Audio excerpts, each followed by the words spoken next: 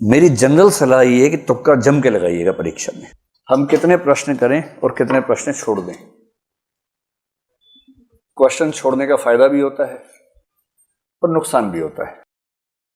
पहले उसका फायदा नुकसान हल्का सा समझते हैं कि क्यों लोग क्वेश्चन छोड़ने या नहीं छोड़ने के पसोपेश में रहते हैं, उस दुविधा की वजह क्या है। देखिए, मैं जीएस को बेस बना के बात कर रहा हूं, सीसेट की बात बाद में कर लेंगे। 100 प्रश्न हैं, 120 मिनट हैं। जो व्यक्ति 100 के 100 प्रश्न करेगा उसको 1.2 मिनट्स यानी कि 72 सेकंड उसको एक प्रश्न अटेम्प्ट करने के लिए मिलेंगे। मान लीजिए किसी कारण से उसने तय किया कि मैं 100 प्रश्न करूंगा ही नहीं, मैं 80 ही प्रश्न करूंगा, बस 20 को हाथ ही नहीं लगाऊंगा। उसको एक प्रश्न के लिए 1.5 मिनट मिल गया। और जब उसको 1.5 मिनट मिलेगा तो स्वाभाविक है कि उसको प्रश्न को पढ़ने के लिए, सोचने के लिए, उत्तर को मैच करने के लिए समय ज्यादा मिला। और हो सकता है कि इस वजह से उसके 5-7 सवाल वो ठीक हो जाएं जो 100 करने के चक्कर में गलत हो जाते हैं। इसलिए कई लोग स्ट्रेटेजिकली कम प्रश्न करते हैं कि इतने करूंगा उतने ठीक कर दूंगा, बस ज्यादा करने के दबाव में रहना ही नहीं है। तो एक फैक्टर तो हो गया रीडिंग स्पीड। आपकी किसी प्रश्न को पढ़ने की स्पीड कितनी है, उससे आप तय करें कि आप कितने प्रश्न करना चाहते हैं अटेम्प्ट। एक दूसरा फैक्टर बहुत महत्वपूर्ण है और दूसरा फैक्टर है तुक्का लगाने की क्षमता। इसमें हंसी आती है पर दरअसल ये बड़ी गंभीर बात है।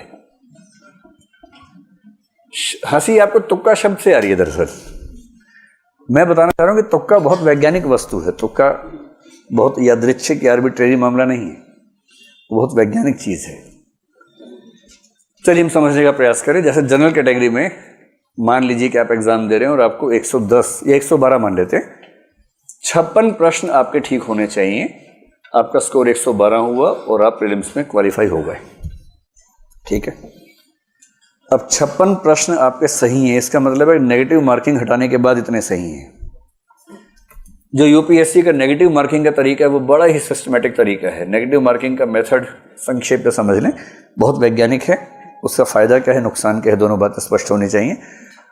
मेरी जनरल सलाह ये है कि तुक्का जम के लगाइएगा परीक्षा में। लेकिन मैं उस सलाह पे आने से पहले वजह समझाना चाह रहा हूं आपको।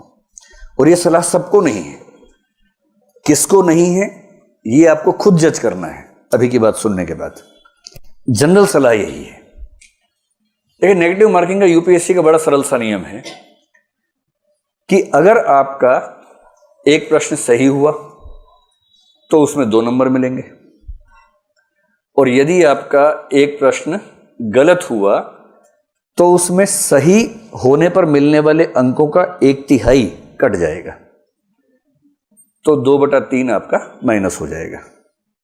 2/3 का सरल सा मतलब क्या हुआ, कितना हो जाएगा, 0.66 नंबर आपके कट जाएंगे।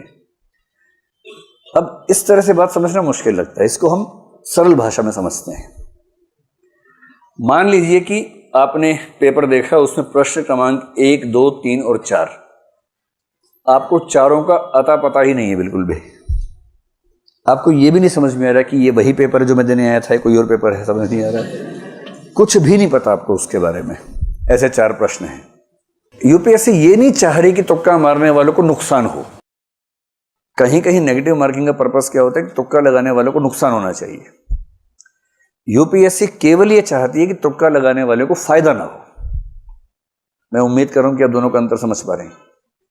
तुक्का लगाने वाले को नुकसान हो ये मंशा नहीं है, तुक्का लगाने वाले को फायदा ना हो मंशा ये है। कैसे ये मंशा है, सिंपल प्रोबेबिलिटी है कि चारों प्रश्नों में 4-4 ऑप्शंस हैं और आपको एक भी नहीं आता है। आपने पहले प्रश्न में 4 में से रैंडमली कोई भी लगा दिया, सही होने की संभावना कितनी है, 1/4 है। आपने चारों प्रश्नों में तुक्का लगाया, सही होने की संभावना कितनी है, 1/4 है। सिंपल लॉ ऑफ प्रोबेबिलिटी कहता है कि आपका 1 ठीक होगा, 3 गलत होंगे। 1 ठीक होने से 2 नंबर मिलेगा, 3 गलत होने से 2 नंबर कटेंगे, और इसका मतलब है कि आप 0 के 0 हैं। अगर आपने 4 प्रश्नों में तुक्के लगाए तो स्कोर आपका 0 ही रह जाएगा। इसलिए इन्होंने जो नेगेटिव मार्किंग की कसौटी रखी है कि 3 गलत प्रश्नों पर उतने ही नंबर कटेंगे जितना एक सही होने पर कटते हैं, इसके पीछे का आर्गुमेंट ये है। इसका सरल सा निष्कर्ष है कि तुक्का लगाने से फायदा हो ना हो, नुकसान तो नहीं होता है। एक निष्कर्ष निकलता है ये वाला, तो नुकसान तो हो ही नहीं रहा इससे। अब भगवान करे कि मान लीजिए कोई तुक्का लगा 2 ठीक हो जाए बाई चांस, सोच के देखिए, अगर ऐसा हो जाए, मान लीजिए अगर ऐसा हो जाए, 2 सही होने पर इसको 4 नंबर मिल गए, मिले ना, जबकि 2 गलत होने पर इसका जो कटा है वो केवल 1.33 कटा है। और इसका मतलब यह हुआ कि अब ये बराबर नहीं है, अब इसको 2.67 मार्क्स का शुद्ध लाभ मिला है,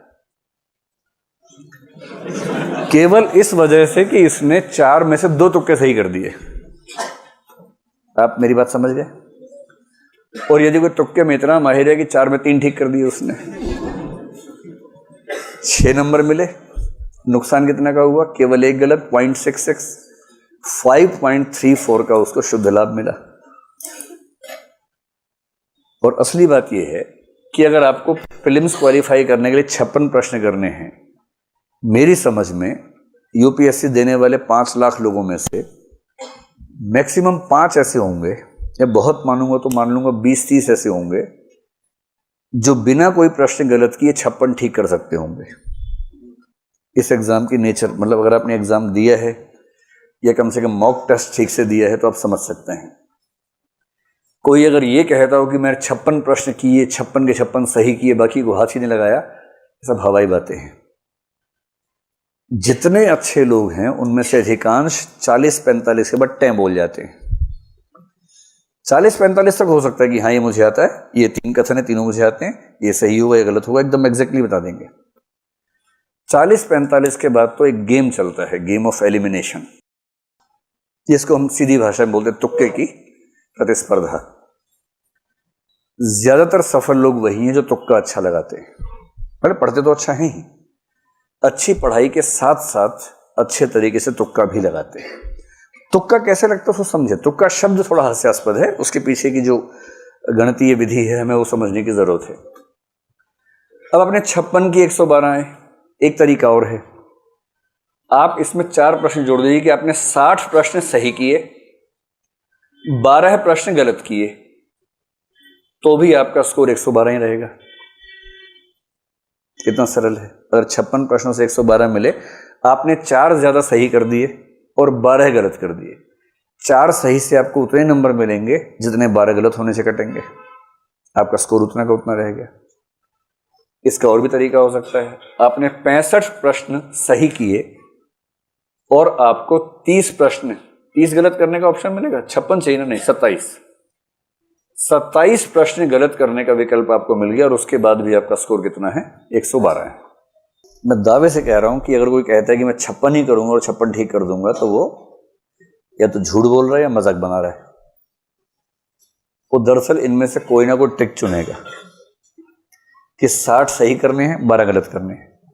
मतलब गलत करने हैं ऐसे नहीं, गलत हो जाए तो कोई बात नहीं, सही करने हैं तो पर्पस हो सकता है, गलत करने का पर्पस होगा।